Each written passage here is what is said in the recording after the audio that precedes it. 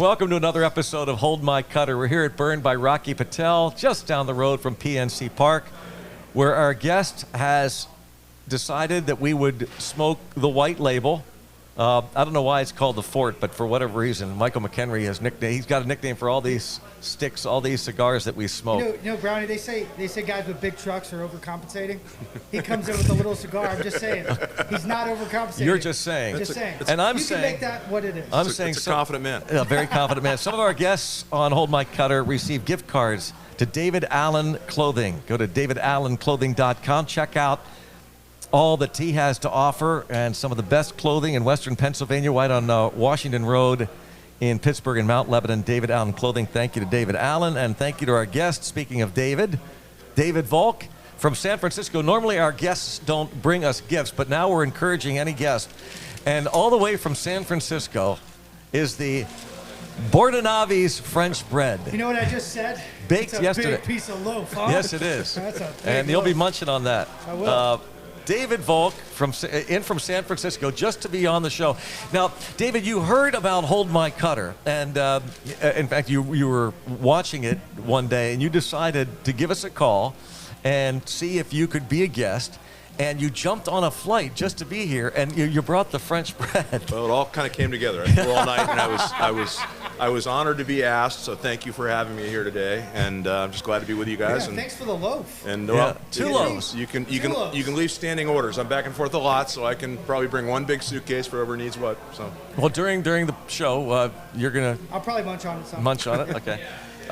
David Volk is just an interesting story. David Volk is a longtime Pirate season ticket holder. And of course, one of the things about Hold My Cutter is it's talking baseball, sports, Western Pennsylvania, while smoking a good stogie amongst friends. That's kind of what our theme is. And David is a longtime Pirate season ticket holder, but has lived in San Francisco for how long? Well, most recently for 30 years, but I was born out in California, then moved all over the country with my family. My father was a naval officer and a Naval Academy grad, so we moved around a lot until my parents divorced, and that found my sister and me out in California for the school year and in Pittsburgh for the entirety of summer. It's not a divorce custody arrangement that would pass muster nowadays, but they were making it up as they went along, and that was the deal. We'd see my father and paternal relatives once a year for the entire summer. So in Pittsburgh, out in Irwin, and so it lent itself to becoming a huge Pirates fan in the process. Well, your dad was a huge fan, of course. Oh yeah, and my grandfather worked at National Tube for 46 years. Went in there in. Were they all Volks, by the way? V-O-L-K? Yes. Okay. Yes. And Granddad Volk went into National Tube out in McKeesport as a 14-year-old in 1914. Wow. Emerged as a 60-year-old with a gold watch and a pension. Come on. And I adored him. And he bought a house out in the country, he referred to it in those days, out in Irwin, and had his couple acres, and he loved it. He's a very handy man, and just taught me how to fix or do just about anything. And so we would spend the entirety of summer with very loving, paternal grandparents and aunts and uncles and cousins, and it was just a idyllic situation, and very loving. And then we'd go to school. In California every year, but always looked forward to summer and always kind of hated to come back because it involved school and missing them. So anyway. And your dad, did he bring you to your first game? Where at Forbes Field? At Forbes Field, and I can't recall my first game, but I do recall one game in particular, which was 1969, and it was Bat Day. And I believe it was against the Padres. And Did you say Bat Day? Bat Day, yes. And I believe it was against the Padres. I still have the scorecard because my dad hand scored every game he ever attended, so I have all those. You have all those? And I have the 1944 All-Star game. You kept the score also, books? which is very rare because there were paper drives during Second World War, and a lot of people threw those in the paper drive to be shredded. And there's a hand-scored All-Star game, Forbes Field, 1944 score book that I have at home anyway. So I'm sure that's going to be worth something. But I guess David Hunt expressed some interest at one point, but it's one of those things where it'd be the last thing I'd sell. Yeah. It's my dad as a teenager, hand scoring it. Gosh. But back to the Forbes Field game that I recall so vividly, that was 69. I think it was against the Padres, but it was most certainly Bat Day. And if you can imagine today giving, lethal weapons to 30,000 people in a They gave ballpark. real bats Oh away? no, yeah. they See, you're gave you young, this. but Is, no, yeah, you're this too is- young to know. They did this up until I mean, Did they have a sword day by chance? Jeez Louise. And so my dad was very much by the rules, and as we entered Forest Field, I remember he picked what looked to be a short line, and I sussed out that the reason the line was long to the right or left of us was because that was the box that had RC marked on it, meaning Roberto Clemente, because it was too late for Rocky Colavito at that point. So I said, Dad, can we go over there? Those are the Clemente bats. And he said, no, we picked this we're lane. sticking to gonna this stay in it." line, son. You're going to learn. So Down the road, when you're on a podcast, you'll tell them. I ended up with the coveted Don Clendenin bat. Don with two ends. I still have it. We used to play that with it in bat? the neighborhood. It's all beat up. You can still make it the Don Clendenin because those bats were seconds from Hillerich and Bradsby. They would paint them yellow because they were kind of flawed slugs that they would make into bats. They and call get them blim bats, yeah. Right. So anyway, that's the so walking into Forest Field, it was just the green grass, the whole thing. It was a shrine to baseball as far as I'm concerned. And then so fun, got my bat, but then the highlight became in 1970. We couldn't get tickets to the first game at Three River Stadium, which occurred July 16th, but we went to the second game, which was the 17th against the Reds, and remember just being in awe of this multi-use stadium and everything else. And so that began a tradition of trying to see a couple games a year. It was always kind of an act of Congress to get my dad or granddad to go to a game because you had to go downtown, you had to park, all this stuff. So most of my Pirates games were on the radio, Bob Prince, or if you guys recall, you're not old enough, but you are, there was a game of the week, period, full stop. One game for major leagues, and I think it was on NBC. And when Pittsburgh was playing, they were blacked out. But if you had the right antenna on your roof, you could get Johnstown, and you could bootleg the game out of Johnstown. And so that was the whole thing. We had a big antenna. So you were a bootlegger. Yeah, exactly. Oh, yeah. So I was a pirate before there was... Yeah, before it was popular. Give me my booty. Piracy of another time. So anyway, so that fostered an intense interest in the Pirates that continued to this day. And fast forward to going through the ballparks, I was lucky enough to go to the '74 All-Star Game with my dad, and those were the quaint days. That was Three River Stadium. There was Yeah. There was no demand for Three Rivers, right. that's really So '74, we go to that game, and that involved sending a postcard into MLB to get tickets. There was no scarcity. There was no difficulty getting the tickets.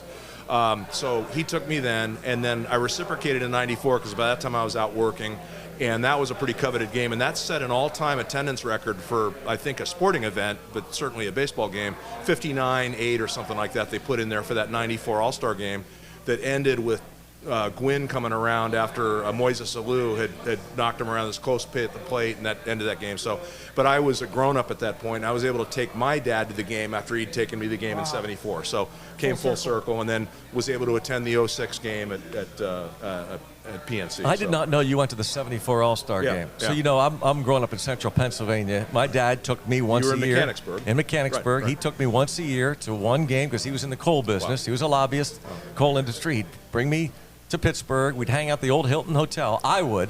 He paid like a bellman. I don't know how much. Tipped him. Mr. Seminatori, I'll never forget it. And he would go Sounds to like a meetings, mafia name. I to like meetings that. all day. My father went to meetings all day, and here this little kid running around the lobby of the Hilton. Well, those are the days when nobody messed with kids. And It was you could unbelievable. Think we were about all that. feral. We just, But- It's so true. somebody could But I lock will us in never the car and forget- go have dinner. And, Yeah, that was still around when I was a kid. Yeah. right. David, I'll never forget. So fanatical fan now, a kid, and I'll never forget him calling me into his home office at the house, and he was as unorganized as his son is now, and he had an It's office. called organized chaos. Oh, it You're was good. mayhem. This office just filled. He had his typewriter. He was a speechwriter, and so he had stuff all over the place and papers everywhere. But he called me in, which you weren't supposed to go into that, even this home office. He called me in. He goes, "Hey, what's that letter right there? All these papers." I pick it up. And so he goes, "Look at it. It's a P.O. box." And he said, "I think that's from Three River Stadium, isn't it?" I said, "What?" He goes, "Open it. Open it. 4 tickets to the Wow. 1974 All-Star game." Like it was yesterday. I What'd you remember do in that exact I moment? can't. The elation beyond words. You It's just beyond. went to shock. Oh, incredible. Well, so anyway, similarly, when he produced those 74 tickets, and just a lot of memories of the few games we would go to Forbes Field. I'm sorry, Three Rivers. After the 2 games I witnessed at Ford Field as a younger kid, but caught a lot of good stuff at Three Rivers, including Luke Walker took a no-hitter into the 9th inning, and Joe Ferguson, catcher for the Dodgers, came up as a pinch hitter and busted up with a home run. But we had such bad seats at Three Rivers that my recollection is that home run went to right field. And you were in the right field. field. We were up in one of the perches where you couldn't tell you lost the ball. The at a right certain fielder point, disappears. But pretty soon the rest of the crowd belied what had happened and busted up Luke Walker's no-hitter to become a one-hitter. But you only went to 2 games at Forbes?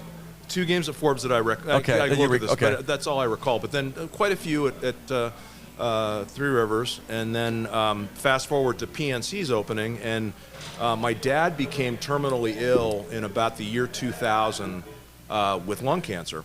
And when I heard about the new park opening up, I was trying to figure out some way to, again, thank him for, this gift of baseball, for lack of a better term, that he instilled in me, as did my grandfather. And so I bought him 2 seats behind home plate, which included a meal, and he was on chemo, and I thought a variety of food and a distraction would be good for him. Amen. Knowing that he wasn't going to make it. But he attended about, and 2 seats so he could, I went to a couple with him, but 2 so that he could take a buddy to drive him and so forth. Good for and, you. And that amazing. turned into a whole thing where if it was televised, I could spy on him and see how he was doing. And then the ushers and the service people up in the home plate club conspired to, every once in a while they'd call me and say, your dad had kind of a rough night tonight, or he had a great night, or whatever. So I had a bunch of spies, keeping an eye on him. So it was just a nice thing to share with him. And then I figured, what do I have any business having season tickets in Pittsburgh? And then I kind of figured out how to make it work. And the tickets I don't use go to the Ronald McDonald House. And if you're in the Ronald McDonald House, you have 3 things going on. You've got a very sick child, you're not from around here, and you probably don't have the means to lease a house while you're receiving care. And sometimes these multiple organ transplants will take 18 months to get the kid back in fighting shape to get home. So that became my charity of choice, and it's a perfect outlet for that. And then I exchanged my tickets so that I get mostly Sundays for kids' days and stuff like that. So anyway, I made it work through a combination of attending some games every year, but also giving most of them away. So. How many games a year now do you think you get to in Pittsburgh? Well, from San Francisco? This year was pent-up demand because I had about a 2.5-year span where I didn't go to any games for reasons we might get into later. But I try to get to about 10 a year, something like that. We will get into that in a moment, but I want to go back to the bat day. Yeah. When you said, Dad, let's go over to the Clemente line. Yeah. Do you remember? All the kids probably wanted to get in the Clemente line, everybody right? figured it out because the boxes had code stamped on them, and the RC, like I said, it wasn't going to be Rocky Colavito, it was Roberto Clemente. So you got the DC line. Right. I got Clendenin. and that's fine. My dad was very regimented. He was a naval officer, so he gets it honestly, and I get some of that too, where you stick to your plan and you follow through on it. But it was still, I was a little crestfallen when I got the Don Clendenin. You said you went to the second game ever in the history of Three Rivers Stadium in July of 1970 against the Reds. The Pirates, I think, lost the first game. Did they win that second game? I Do you think remember? they won the second one, is my recollection. And then there was another satellite there where I have a tremendous aunt who remains a huge Pirates fan, and she somehow finagled her way down to the Reds exit and got my idol Johnny Bench's autograph. Wow. I have that in my house. And so Do that you was really? presented to me. But if I could digress quickly, a little tip of the cap to Steve Blass, our mutual friend. Yeah. You might have heard him. I don't know him. Yeah. Mildly funny story. There's nothing mildly funny when it comes to Blast. In the late 60s. That's why he's here. That's why Joe Boo's here. In the late 60s, another aunt and her husband were living in Swissvale in an apartment building that Steve and Karen Blass were living in the early days of his. So this might have been 67, 68, something like maybe 69. But at some point, they all attended a dinner party or a cookout in the parking lot or whatever. It was very loose, and it was, young couples and so forth.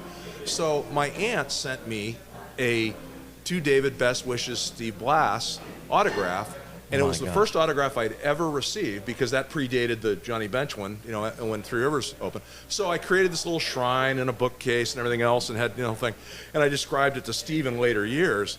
And he said, well, clearly it wasn't, it needed to be on a marble pedestal, it needed to be lit better and so forth. So he was a little disappointed I didn't pay more homage to it. But fast forward to 71, and the Giants lost to the Pirates, which allowed the Pirates to advance to the World Series. And I was going to school in October in California, in San Francisco. So if I hadn't been tall, I would have gotten a terrible beat down at school for my Pirates beat, because I was very vocal about my love of the Pirates and all things. So they left me alone because they didn't want any problems. So fast forward to Steve's exemplary, 2 complete game wins in the series. So there I am, an 11-year-old. I'm collecting baseball cards like a maniac. I have this guy's autograph on my shelf.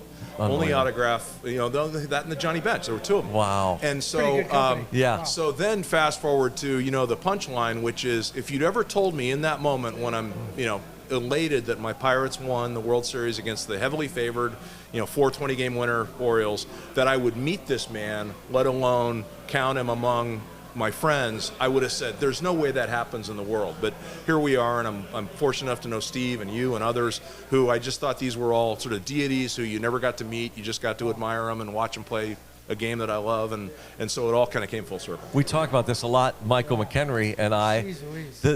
The ties that bind, what baseball has done through the generations, and you're just the perfect story about that. How it's passed down from generations, right? Yeah. And here you are, and you're going to these games. You're meeting people like Steve, who's become a good friend of yours.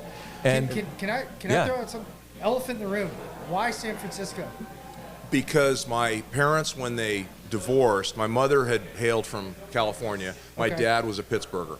So the deal was my mom went home after they divorced. And so that was when I was 8, my sister was 5. And, again, very loving. It was one of the most amicable divorces I've ever witnessed, because they never spoke ill of each other. The whole objective, I think, was to help raise these kids in a loving setup. We weren't spoiled, but we were, well cared for. And it really wasn't a terrible situation. I mean, the fact that both your parents were sort of instantly happier was better than the discord that occurred. So anyway, that's how all that came about. And then you're still there. Well, pretty much. I'm all over the place. My work is in Chicago, and then I try to get back here as much as possible. But up until about a year and a half ago, I moved back here to care for my ill girlfriend, and she's since passed. But I just decided to sort of leave my house, and I'm still catching up on my house because you can't really leave a house for 3 years, but I did it.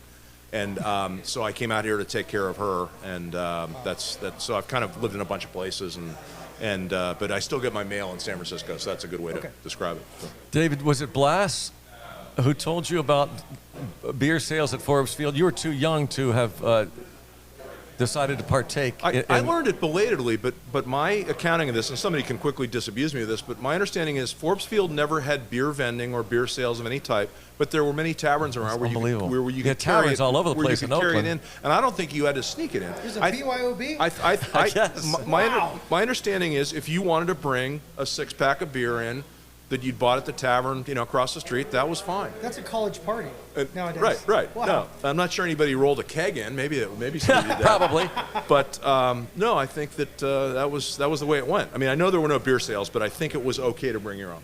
But you can check that out with Blast, because somebody said made a reference to extra inning games. There's almost beer flooding down the stairs from people spilling it, or whatever. Yeah, the case may be. I have heard that. Yeah, there's no cutoff if you bring it in yourself. Yeah, that's true. That's a good point. Yeah, there's no seventh innings. There's no last. announcements. No more. Yeah. Exactly. No more And beer. They actually let people on the field to watch the game too, right? Way deep. Way back when. Oh, Yeah. originally. Yeah. Yeah, there was no outfield fences, so there was like a rope line. Yeah. Yeah. And then there are also pictures of Exposition Park where they did it that way too. It was just like a cow pasture where they kind of roughly demarked the I'm not outfield. gonna lie, I kind of wouldn't mind that coming back. But The great thing about it is, like, you could just keep running, and the outfielder had to run, jump over the rope and scramble through the crowd to find the baseball. And then he comes out with it, you don't know. but it was a magical place, and the way the first base, and I assume the third base too, but the first base field boxes kind of jutted out toward the first base line, such that if Clemente or any right fielder dug something out that was rattling around in the corner down there, the throw to the plate would go over some of the people's heads. Like It golf. was incredible. it was really interesting, yeah. And there was never a no-hitter pitched in Forbes Field. That was another thing, because it had so much foul territory, and it was just cavernous. And then there's the whole thing of the last 3 home runs that Babe Ruth hit as a Brave, I want to say, because that's late in the game. Yep. He hit him at Forbes Field, and one of them cleared the roof in the right field. And the roof was like Star Gillespie in terms of, in order to get it over the roof, it had to be just, they're still looking for that ball. So. And that's probably when he had a pinch runner too. He was a lot older then, right? The Babe? Yeah. Probably, but I think he was able to trot around the trot bases was 3 becoming times. a trot at best. There's a waddle. A waddle. Sorry for that digression, but that's just great. That's the whole point of it, is couple to things talk about memories. And now I was going to ask you about, you mentioned a couple of games, but is there one baseball moment you attended a game? It could have been in the last few years. I think the most exciting, visceral, impossible to describe or do virtue to on a video was 2013 in the blackout. Yeah. That rivals. I mean, and for example, I witnessed in person. A lot of people say they were there, but there are a million people who say they were there and they weren't. But the famous play between Cal and Stanford where they did 5 rugby passes. There. I was there, and that was very exciting. But nothing at all compared to the blackout. Wild card game. It was just. I've never been part of that much humanity that was in such an agitated, excited, ebullient state. I mean, it was like a Roman Coliseum. Yeah. If I could imagine what that was like. Yeah, obviously, they're fighting to the death. It was. It felt like our life was on the line in that moment. Kutch's mom doing the anthem. The whole thing just coalesced into. It was. They nailed it. Yeah. It was incredible. So I'd say that was probably it. But many. I mean, that '94 All-Star game was exciting because here I am. I'm taking my dad to a game, and great ending, National League wins. It's just you can't script that. And they unveiled the Clemente statue at that All-Star game. That's right. That's the other little footnote there. So anyway. You've talked about the people that you've been able to meet. You've become good friends with Scott Bonnet, who was longtime clubhouse manager. AKA Bones. Bones. I mean, he's the best. I count him as one of my very best buddies, and I was honored to be in his wedding, and he's a great human, isn't he? Yeah, no, absolutely. He's the real deal in all respects, and I would do anything for him, and I know he'd do anything for me. So. And you've met others, and not only in uniform, out of uniform, including Bones, but what about aside from Blass, other acquaintances? Well, another sort of overlapping diagram is I got to meet Maz at fantasy camp, and so the way I got to meet Bones is through fantasy camp. Okay. Hey, wait. I don't see you at fantasy camp. Where are you at? You coming back? Well, I did my 10. I'm recruiting. I got my 10. I guess I'm in the Hall of Fame by virtue. 10 years. Although campers, in fairness, don't refer to it as the Hall of Fame or a 10-year guy. They refer to it as the $35,000 club. Better way to put it. Because that's what it costs over those years. But no, it's so back to the Maz thing. He avoided my question. He did. I'm recruiting. He's trying to win a championship. I'll come back. Here. I'll catch for you. I caught every inning of every game for my team, and I will still do that. I'll be in worse shape. Catchers. You'll have to put me on an ibuprofen drip, but otherwise. My first year there, we had an 80-year-old catcher. He turned 80, caught every game. Well, it's incredible, yeah. Coaches and managers aren't supposed to pay to have fantasy campers come in. It sounds like you might work a deal out here. McHenry paying. I'm going to tell Blass, who's in charge of this whole thing. No, it's McHenry. NIL. Yeah, I know. We have a budget. Volk has been recruited. Hold my cutter. Boy, you talk about money laundering. This is bad. So I will do it probably for some momentous birthday. I'm going to turn 65 next year. I think I might try to do when I'm 70 or something like this. I'll be back for one or two of them. Okay, cool. And one thing, it's such a great thing. This is not a plug for fantasy camp. It's a sincere endorsement. I've made such amazing friends as a function of being there that there are times when I will go down there mid-fantasy camp and just to socialize with my buddies in their room at Pirate City. So, how cool is we'll that? fill a bathtub full of beer, and we have the fun, just great, funny times. And so that's the kind of bond that we've created. And we have a text string where 6 or 7 of us, every couple of days, we'll ping each other on something. And it's not limited to baseball. It can be popular culture, whatever. But it has this weird unwritten set of ground rules where you kind of know what you can and can't say on this thing. And you keep it to a minimum and keep it. But sometimes you'll be having a terrible day, and you get one of those texts, and your day turns around instantly. Just because somebody has something to do, or some baseball trivia or whatever. But so back to the meeting people, the Maz. Thank you for sharing that. No, I appreciate that. But it's great. And then I'll circle back to fantasy camp in a minute because I want to acknowledge something. But the Maz thing, to your point of who have I met, it was just a dream come true to meet Maz. One, by and of himself, he's one of the great human beings ever put on the planet, and on top of all his legendary feats and fame in Pittsburgh. But more importantly, my dad, Maz was inducted into the Hall of Fame in the 01 class. My dad said to me, knowing he wasn't going to make it, he died in August of 01, he turned to me one day and he said, you know, I feel better knowing that Maz got into the Hall of Fame. Jeez. He said it meant something to him because Maz was one of his very favorite players, and he viewed that as one of the great injustices of all time, that he had to go in, because Nellie Bryles is almost single-handedly responsible for lobbying for Maz to come in under the veterans mechanic. Yeah. And the shorthand reason for Maz being overlooked, I had always heard as the baseball writers are predominated by New York writers, and New York never got over that, you know, the vaunted Yankees being beaten by this second baseman from some, you know, city that many people have never been to. I'm sure it's more to it than that, but Maz deserves to be in the Hall of Fame by any objective measure. And so anyway, but my dad, it was really touching when he said, the gist of which was, I can die a happy man knowing Mazeroski finally got into the Hall of Fame. And I told Maz that in a quiet moment, and he gets all sorts of adulation, and I didn't expect it to register, but he said, that means a lot to me. He said the fact that somebody picked me as their guy, and then I was able to make good on, you know, getting into the Hall of Fame, it means something to me. Because you know what a blubberfest it was when he did his acceptance speech. Oh. He's one of the most modest, Yes. incredibly gifted people. His hand-eye coordination is unrivaled. I mean, maybe Jack Wilson rivals it because he can bowl from both sides. But Maz is an amazing, you know, physical specimen in terms of his abilities. But one of the most modest, normal people you'd ever want to meet. And so anyway, that's the dad Maz story. But That's amazing.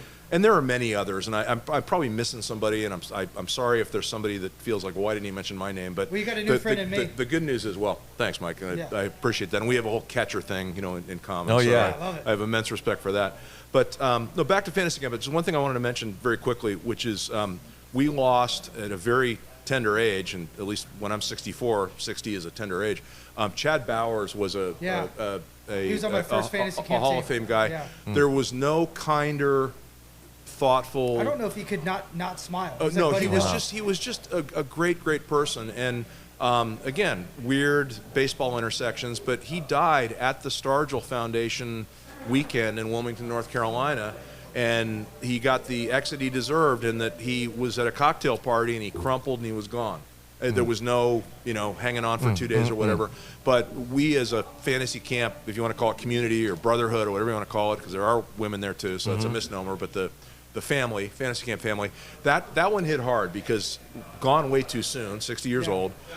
He had season tickets to, I think, just about every franchise in town, was incredibly generous on all fronts. He was a philanthropic guy, he was a kind guy. So anyway, all that by way of saying, here's to Chad, we miss you and love you, and you know, Godspeed. So. Again, talk about the relationships that are developed. It's just an odd thing, Yeah. but it's Through really the game. lasting and You know, it's incredible. what baseball Watching has that. done with the Get Pirates and we're how so meaningful. lucky, you know, I'm not just saying this just because Michael's here, but I think Pittsburgh would stack up against anybody in terms of veteran involvement, very significant veteran involvement. Like if you've ever told me that a Mazeroski or whoever you want to name, Candelaria, just rattle off any number of names of guys you watched as a kid, would be there and trying to teach you things. I'm Manny Sanguian. You know, I grew up loving Manny.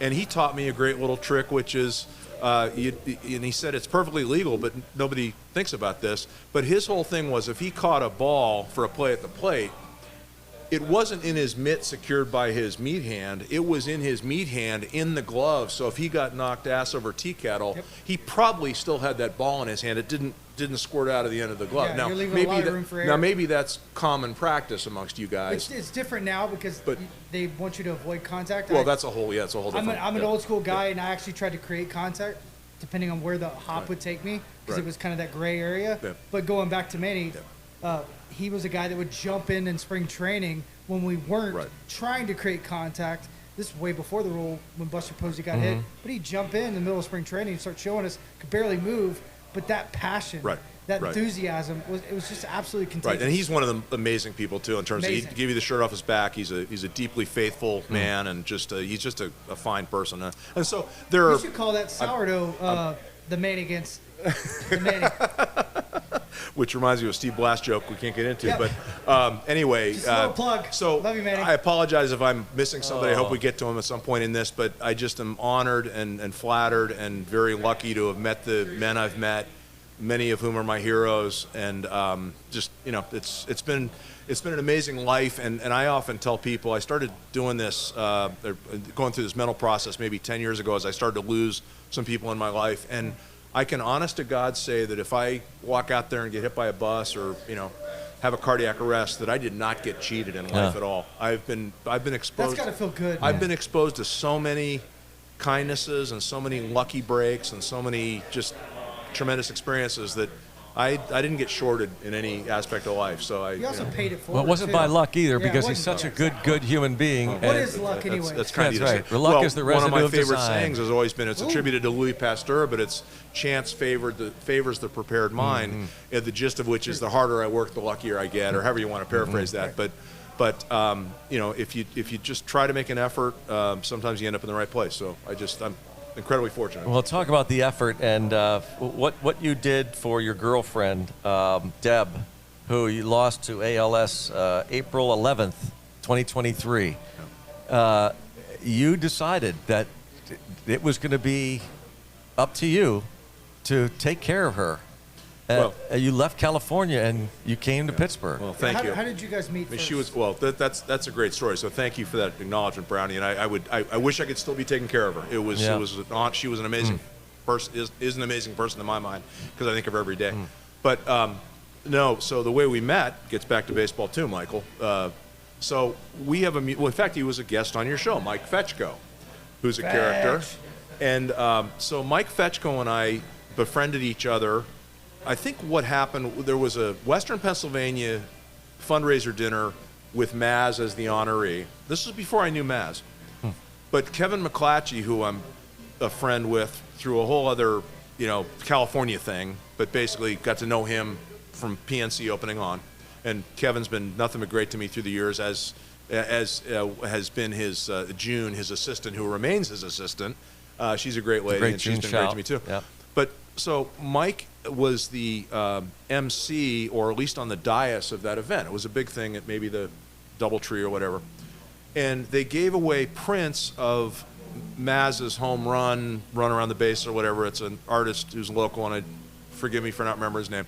But every attendee at this Rubber Chicken Dinner fundraiser got this poster in a tube.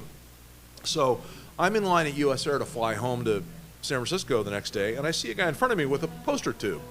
And I said, "Hey, you must have gone to the dinner last night." Unmistakable, had like a yellow cap on or whatever. And he turns around, I said, "You not only went to the dinner, you were up on the dais." I said, "David Volk, I'm Mike Fetchko." And so we're in line, jockeying for upgrades or whatever we were doing. And again, this is US Air Day, so this was, whatever it was, 02 or 03 or whatever. So Mike said, "I lease space from the Pirates on the Federal Street side, like where ARA has their offices and stuff like that." Mike used to have an office because you know what he does from prior shows. Very gifted guy and knows a million people. So he said, "I have an office." He said, "You must feel like you're at odds when you're on the road all the time. If you ever want to just have an office, have an assistant, get a letter printed out, whatever, use the phones." It's just very open invitation and very kind of him to do. And I took him up on it, and be careful what you ask for. Yeah. And so I would camp out there before games or whatever, and that became a great friendship. But then fast forward to, I took Mike, this is after my dad's gone, and I don't recall the exact year, but I took Mike to a ball game in the same seats that I kept through these years. And Mike at some point sees a gaggle of women across the room, and amongst them sees a woman that he needs to talk to about a business thing. It's as simple as that. It's just like, "Oh, there are some women, let's go talk to them." It was, "Hey, come over here for a minute, I got to say something to this woman." So he goes over there, and we hi, we're all saying hello, and then he's talking to the woman on the side. And all of a sudden he looks at Deb and looks at me, and he says, "You're both single, right?" And before we get answer, before we get either answer, he said, "You two need to talk." So there was no premeditation. There was no. He's like that. He just off the raps. cuff. Riffs. Yeah. So Deb and I started to talk, and we just kind of instantly hit it off. And for quite a long period, we were just friends who would get together when it came to Pittsburgh, or if I had some dinner to go to or whatever. She was great. She was known around town. She knew a bunch of people. And she was just a great companion. And then much later we got romantically involved. But I blame Fetchko, and also the other extenuating circumstance is Deb was not a baseball girl. She was a big Steelers girl. So the fact that she was at a baseball game was a really rare bird. It was girls' night out, and she might have gone to one Pirates game every 3 years. So that was dumb luck. And then the fact that my buddy Fetchko decides to be a smartass was great. And then it all kind of went. I think that comes natural. It all kind of went from there. But then I would invite Deb to games when I'd come to town. I say, "You want to go to a game?" And she very quickly, she was no dummy. She was a very, very smart woman, and she quickly learned baseball. But at some point, she said, we've gone to 6 or 7 games. We've done other things. But she said, could we do something other than go to a baseball game when you're in town? So I got the memo at that point. We started to do some other stuff. And she took me to some Steeler games and stuff like that because her family had some seats forever at the Steelers. Anyway, but that's how that happened. So again, I blame baseball for meeting the greatest woman I've ever had the honor of being with. And I look at it as, for all intents and purposes, we were married because as soon as she got sick, I said, I'm here. I'm not going anywhere. And it's a dreadful disease. I mean, she handled it with courage and grace, and she could smile about the damnedest stuff very late in the game. And I miss her every day, and that's a terrible disease. There's no treatment for it, no cure for it.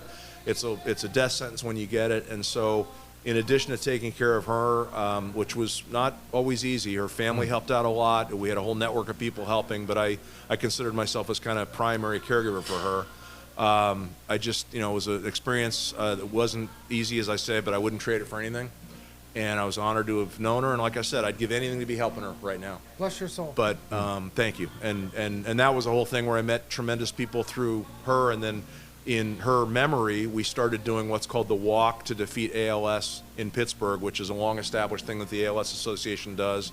And we started a team, and we raised very significant money the first year. We more than doubled that last year. We're going to try to make good on that. And how would we get involved?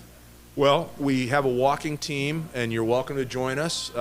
It happens right around the 10th of September every year, and it doesn't happen in every city at the same time. They roll through the calendar, but you can count on it being at Point State Park. It's only a mile, so that ALS patients, if they can walk or roll it, they can feel like they're involved in it. And it's just a direct fundraiser. It's not a per mile thing, but we seek pledges from people to back this. It's all tax deductible. The ALS Association, in our case, really made an impression on us, and that when Deb got to the point where she was having trouble navigating her house in Edgewood, they said, what do you need? And we said, we need a stair climber, we need ramps, we need all this stuff. And they just materialized over about 4 hours, put all that stuff in, no charge. They said, when you don't need it anymore, call us and we'll take it away. So that alone, I mean, you're deer in the headlights, you're dealt with this terrible diagnosis, you're getting your head around all of that, and it's when I eulogized her, I said the 2 words I would use to characterize ALS is it's loss and it's adaptation, and that you're losing functionality, you're losing the ability to walk, speak, whatever the case may be, along the road. And you have to try to stay ahead of that, because if you get too far behind it, you'll never catch up. So it's what's the next need. And as she started to get bad, I started to, on the sly, buy wheelchairs and walkers and stuff and shove them in the garage. And when she all of a sudden needed something, I said, well, just so happens I have this whole stockpile of stuff. And she was furious for about 2 minutes. And then she said, I get it. And I was able to kind of stay ahead of that, because I like planning a little bit, and I'm pretty regimented, like your dad. A little bit, yeah. So I get it honestly. So thanks, Dad. Yeah. But so we were able to get through it together, and I saw her right to the end, and she had a great departure. She was surrounded by family, and she had her dog's head in her lap, and I was next to her, and she got the departure she deserved. And like I said, she was a force to be reckoned with, and really can't get into her whole achievements, but she started one of the 2 major talent and modeling agencies in Pittsburgh. On a credit card, because nobody would make bank loans to single women at that point. And she just did it by sheer force of will, and became somebody who has affected many, many people's lives. Wow. She discovered Joe Manganiello. She discovered a guy named Zach Quinto, who's now got a very successful show. Many others I'm missing. But she launched a lot of careers, and so she knows a million people by virtue of that. And she was just a giving person who really nurtured people's careers. I mean, yes, it was a way to make money, but she had a humanistic element to her, which really, left an impression upon people. And so a lot of those people have come to participate in the walk, pledged money. It's a whole ecosystem of fans of Deb, and we call it Team Deb Doherty in her memory, and we're going to keep it coming as long as I can stand and push out air. I'm going to keep doing this. Is there a link to it? Yes, there is. All right, send it to me. We'll put it in the bio. Oh, I appreciate that very much. And it happens once a year, and it's just a great association. And then back to baseball again, there was a feature on CBS Sunday mornings that covered Bob Uecker's unlikely path from sort of a journeyman baseball guy to being well known for a million reasons. And I found out when I asked him questions of the ALS Association, throughout that interview he wore an ALS Association hat, but they must have edited out any mention of that, or he didn't want to go there. But I found out that he lost a daughter in 2022, I believe it was, to ALS, and he is understandably very interested in it. So I hope to meet him someday, because I'd like to increase, even though MLB acknowledges Lou Gehrig for obvious reasons and has an ALS Lou Gehrig Day on June 2nd, which has an interesting coincidence in itself. June 2nd is the day he replaced Wally Pipp in the lineup to begin his 2,130 game string, which Cal Ripken eclipsed. But it was also the day he died, so it's kind of a weird bookended thing for Lou Gehrig. June 2nd is the day MLB does it, but it's left up to each team to observe it the way they wish, and to varying degrees teams have time or inclination to do it, and I'm going to try to somehow, through some avenues, try to get MLB to unify it a little more and give it a little higher profile, maybe along the lines of Stand Up to Cancer or something like that, because it's an absolute death sentence when you get it. I mean, people can beat cancer, but they can't beat ALS right now, and we hope to make a world where people have a shot. So, Amen. Anyway. Wow. John Schaubbe's done a great job in stepping forward, helping baseball take that next step, by the way. Right. So it's there's always room for improvement. I just hope that we can increase its profile. So that's Team Deb Doherty, who's, as you said, her agency, she had it for a number of years, of course. She was started well in the known 80s, around this and town. It exists because the beauty of it is she's got two brothers who have complementary abilities and have jumped in there and taken the place over. So it's been seamless. And then she has an agency manager, Jared Pascoe, who has really grown into the job of really running the place day to day, and it lives on. So it's a nice tribute to her. Oh, that's awesome. Creating it. So it didn't die with her. So Wow. it's a pretty neat tale, and it really is sort of a Pittsburgh fixture. And she was right down there on Market Street, across from a place called Froggy's, which was a notoriously great, busy bar. I've actually heard of Froggy's. And Greg knows of it. He was incredible. around. Anybody, as soon as you mentioned Froggy's, it's hard to believe it's no longer You kinda live there. your Literally, life, it's Froggy, gone. don't you? Yeah, Froggy. Yeah. So anyway, so that's the ALS tangent. Not to go down a No, I'm sad, glad. sad I'm glad you story. mentioned that, because But- your story's incredible. What you did for Deb, I said in my eulogy, she absolutely made me a better man, and she has propelled me. Her struggle and eventual passing has propelled me to make this my cause and my passion to really see that ALS gets as much money as it can, and And I don't want to get in too deep with it, but if you don't mind sharing, like, how'd you balance that? You said you left San Francisco for 3 years. yeah, Give or essentially take. I have a best friend that lives here, owns a business. He took care of his dad for quite a few years before he passed, and hearing his story just kind of blows me away. He's going to come on a podcast at some point, but like, I don't think people understand, like, it's not only tough, but you're also having to make it a living. You have to do the things you got to do. How did you balance Well, that? it was just a lot, and I guess not to get too deep about it, but I am a God-fearing person, and I think things happen for a reason sometimes. And my work is I run a company that's working on a children's brain cancer treatment. It's in Chicago. Wow, that's powerful. And so when COVID hit, Deb got, well, back up a second. There's no straight test for ALS to say, oh, you have ALS, and we're going to do this. You have to do it by exclusion. So they figure out all the terrible things you don't have, and then they're like, hey, we figured it out. Which is a crazy. Yeah, how about Right, the process of elimination? And she Yeah, was you're like, oh gosh, It's I not don't this, have it's not that. that. Oh, like, Well, thank and- goodness. and- Well, and yeah. it's Because you have hope. Yeah. Over and over You've again. never prayed harder for MS because Right. people can live with MS. You're but right. that's one of the things on the path, and lupus and all these other things, and myasthenia gravis. But so they misdirect all these treatments, and it's not their fault, but they're just throwing stuff And at that the wall. probably didn't help hoping to- anything out. Well, no, and she had an awful year before she got the awful news of all these, she had got double vision, she got all these things happened to her, gosh. but she handled it with such aplomb and such an amazing, she's just an example to us all.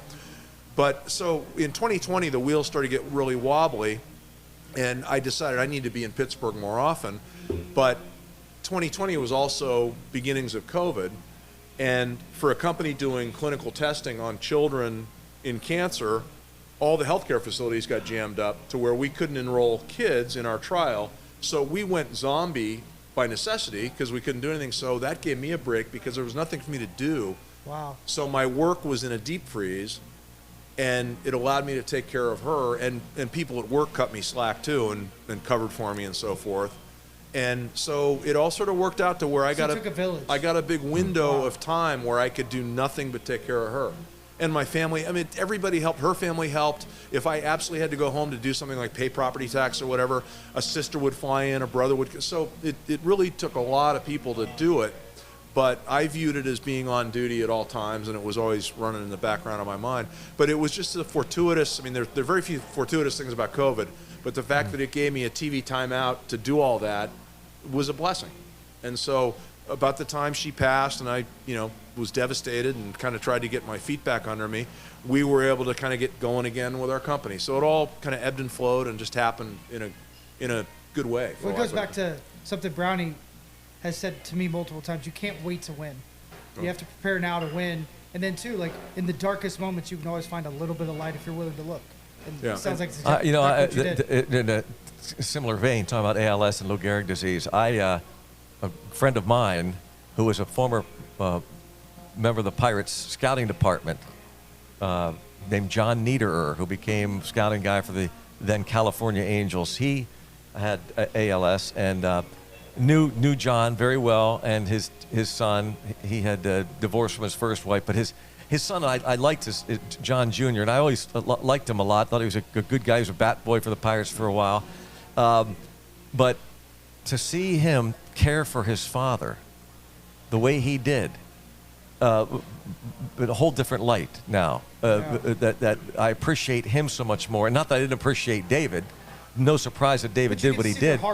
But my gosh, on full display. I appreciate that because it's one of those things you just throw. I didn't give myself any choice. I said this is what I have chosen to do. I'm in this. It would never viewed. It was exhausting. It was frustrating. It was because you just are task oriented, and that it past a certain point, I'd have to get up about an hour ahead of her to get some stuff ready for the day, and then we'd get through the day, and then at the end of the day, I'd have equipment to clean and so forth. So I'd, tuck her in, kiss her goodnight, say I'll be in a bit, and I'd have stuff to do. And so it made for a long day, but I wish I could do it today. So, but it's interesting because to your point of watching somebody take care of somebody, Deb and I were obviously very, very close and best friends and all that going into this thing.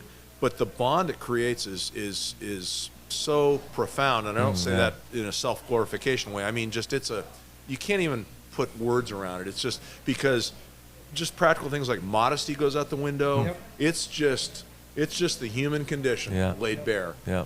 And there's no substitute for it, and I would be a lesser person if I hadn't gone through that, I guess is the way I'd put it. And so that's a gift she gave me, if you want to call it that, where if I had missed that chapter in life, I wouldn't have, gotten to experience, and then I would have been a lesser person. That's all I can say. You probably appreciate more things now like you never could have appreciated well, before. more and less, in that she, for example, I mentioned a house in Edgewood. We had to move her into an apartment in Fox Chapel that was single level, and that worked out perfectly too. Her brother found that. It's very hard to find a single level apartment in Pittsburgh with all the old people and but you'd think there'd be a ton of them, but they're hard to find. So her brother John found that.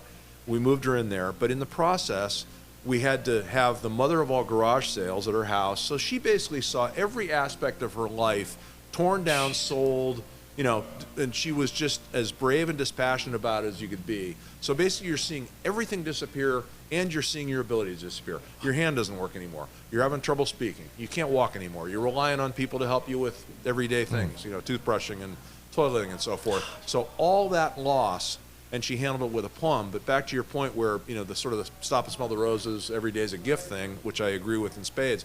It also taught me that we get wrapped around the axle in terms of materialism or what have you. When you get right down to it, you just don't need that much stuff. She proved it to me in that you just need food on the table, a warm environment, some help, and somebody to have your back. And that's kind of all you need. I mean, think about how many times have you heard either someone that's made a lot of money or been very successful kind of wrap their arms at the end of it and say, it's really just the people around me that matter. Yeah, it gets pretty raw and pretty basic. Really raw, really simple. So anyway, I don't want to be a downer on that, but No. I'm a better person for it, is all I can say, and I wouldn't change anything that occurred. I did everything I could for her, left it all on the field, and somewhere I think she knows it. Oh, no doubt. And, We'll jump on board Team Deb. Well, thank you. Next summer. That's the greatest gift you guys can No give me. doubt. Because No doubt about I it. just Yeah. need to get She you was a guys have wonderful a huge megaphone, and I would just like to see her honored for the next 20 years. Yep. We can do it. So anyway. We talked earlier about your your favorite. I guess it'd be your favorite souvenir, your memento that you got from Steve Blass and Johnny Bench. Yeah. What would third place be of all the things? Because you collect. Yeah. And your father's scorecards as well. Yeah, no, that's a big deal just because I can see him doing it. And every game I ever went to with him, he insisted on doing it. He taught me how to score a game. Is there one item that I don't have stands the out patience for it. of all the things you've gotten over the years? Not necessarily. Do you have like a room? No, I haven't done that yet. I haven't. Oh, actually, I can tell you what it is because it was such an odd circumstance that. You okay over there? Yeah. Drop my cigar. Go ahead. Such an odd circumstance that made it happen. Foul. Air. On the and Deb was part of this. This was before we were serious, and shortly after we'd met. But in 2010, it was the observance of the 50th anniversary of the 60 World Series.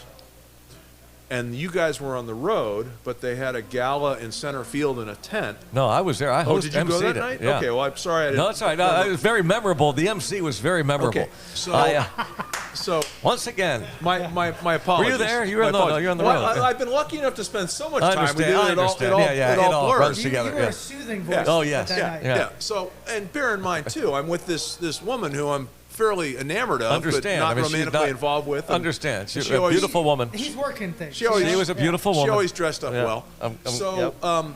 So you might or might not recall that night went a little longer than people intended, and they had a very ambitious live auction schedule, Yep. and they didn't manage it particularly well for my selfish purposes because I don't know if you guys know who Burton Morris is. Yep. I don't know whether you do or not, but he did the poster Yep. for the '06 All-Star. Very, very famous artist, Pittsburgh-based guy. And so up at some point late in the night, I'm with this woman I barely know, and I'm trying to not be that guy, but I was always a big fan of Burton Morris, and they produced this very large work of Maz turning a double play at second Yep. base.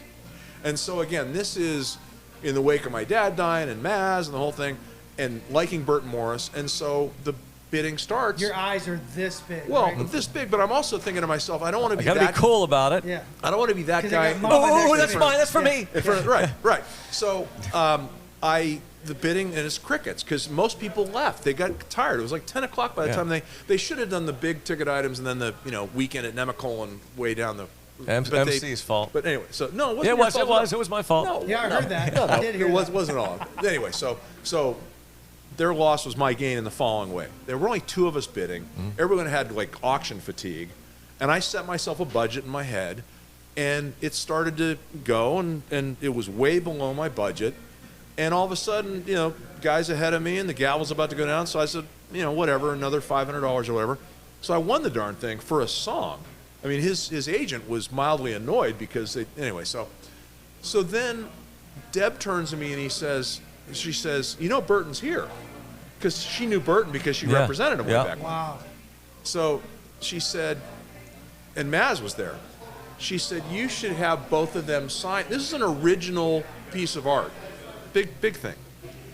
And so we all went up there for the photo, the winning person who won the picture.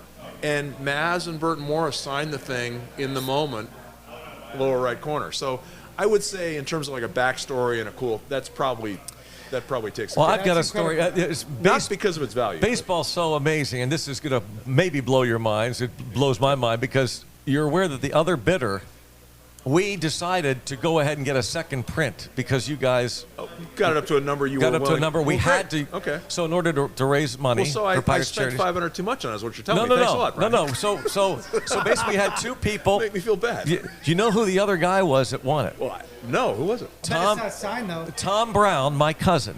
Wow. Now listen to so this. you remember all so this listen, vividly, clearly. listen, here's a story. It's crazy. So this is, you said 2010. Tommy. Right. A couple years before that, Tommy, Tommy.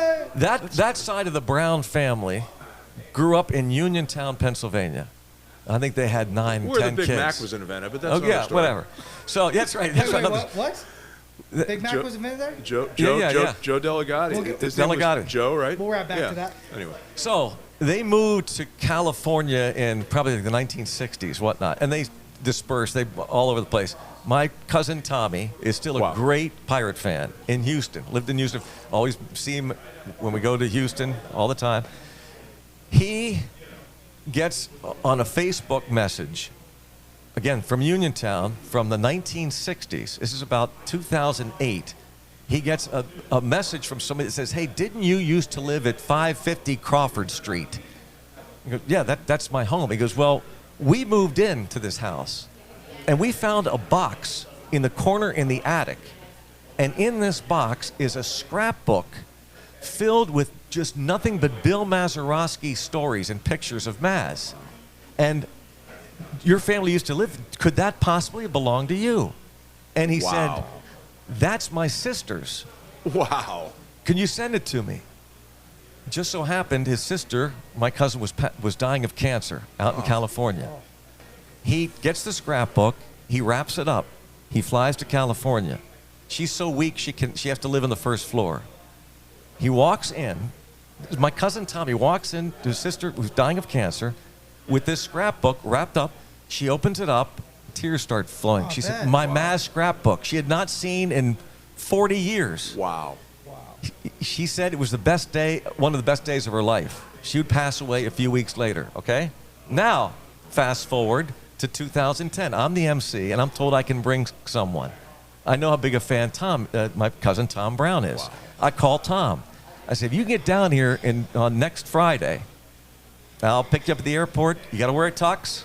I know you're not much for tuxes, nor am I, but we got to figure that out." Yep. So he stays at the Spring Hill Suites right across the street from the ballpark for that gala. This is incredible. He goes to dress in the tux. I'd say, "I'll meet you at the press gate at 4:30. The gala starts at 5:30. I'll meet you I'll wait for you." He gets dressed in his tux. He's on like the 5th floor. It's on the 5th. Hits the lobby button. Gets down to the 3rd floor. The elevator opens up. Guess who walked into that elevator? Maz? Bill Mazeroski. Wow. And he told Maz the story. Now Maz is crying. Wow. So lo and behold, at this function, at this auction, And this was you before and my we cousin, really knew each we other. Well, we never knew this story before. Right. So anyway, That's crazy. Why didn't Crazy. That story. did blow my mind. So there's two of these pieces. yeah. Right, And David right. and my cousin Tom have them. And then they made a reproduction of it, and I was able to. And this was another interesting, 3-cushion shot. But they made a reproduction of it, and I got one somehow, and got it signed, and then delivered it to the Ronald McDonald House because they have a Oh big wow. activity room for people. Wow. And then again, how weird stuff works. Burton Morris's mother, Bunny, is a very active volunteer at the Ronald McDonald House. So Bunny Oh. sees it and says, "Do you want to have Burton's?" So anyway, Jeez. it's hanging up there in the Ronald McDonald House, double signed by the artist and the subject. And anyway, so How crazy, cool. yeah. But one thing I just flashed on Holy in terms small world, of too. general, Very this is yeah. not pirate memorabilia, but one thing that I'd probably want to be buried with if I had an option. My dad was a pretty good baseball player, as was my grandfather, and my dad played for Navy, not division baseball, not intercollegiate, but he had a Wilson 3-finger glove, so thumb and actually 2 fingers, and to take care of your 4 fingers, 2 in each run, and it's in great shape, and it's seen a lot of wear, and I have that, and that's. Oh, that's special. Well, that's probably a it. keepsake That's right there. Yeah, because when I was a kid, that's the way you get back to kind of like the end of Field of Dreams, where he would Yes. be wearing that glove when we played Man. catch, and we played catch with a ball. This is inconceivable to me today, but when he was walking into a game at Forest Field when he was in his 20s or 30s, he all of a sudden hears a crack on the side. He was late for the game, crack on the sidewalk, and realizes that's a foul ball, and he looks up and he gets it. And it had like a Ford Frick signature on it or something like that. It's back when they had 2 different balls, And so he put it in the drawer next to all his old baseball cards in a Velveeta wooden box. And I said, Dad, you want to play catch? And he's like, yeah, I got a ball here somewhere. So he didn't. It's like the Sandlot. Yeah, it's a Sandlot. Wasn't a big deal, but we just beat that ball to death, and it was unrecognizable. But it'd be nice to have that ball, but it's gone. So anyway, but his glove, I think, is the thing. Yeah. Because as he was getting late in his days, at one point he gave me his Naval Academy ring, Man. and I called my mom. I said, my dad, Dad, gave me his ring. And she said he knows he's going to die soon. He never took that ring off.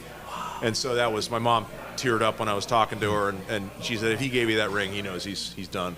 And it was just so, we still have that in the family, obviously, and everything else. But anyway, so. Well, David, I'll tell you what a treat this has been. Yeah. Well, guys, This is it's absolutely such an honor to be unreal. part of David this, Volk, Michael. It's good to get to know you better. there's nothing like smoking stogies on Hold My Cutter, having some good chat, and breaking bread with your friends.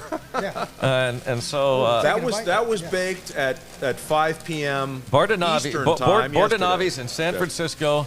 So as we do this, we will break bread and continue. When I picked it up at 2 in the afternoon in California, it was still hot. Wow. Wow, is that good?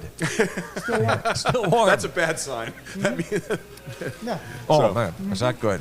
and That's got great taste. Huh? there's a lot of regional snobbery about foods, but that taste is one that's very, very hard to duplicate. It's a little bit like New York bagels, where there's something about the water or the sourdough starter or whatever, but it makes for a good loaf of bread. So Thank you for this. absolutely. And thanks for Thank being you. on your favorite Yeah. podcast and ours. Thank you guys for including me, and thank you for being willing to help with the ALS. We will. Thank you. Hold My Cutter.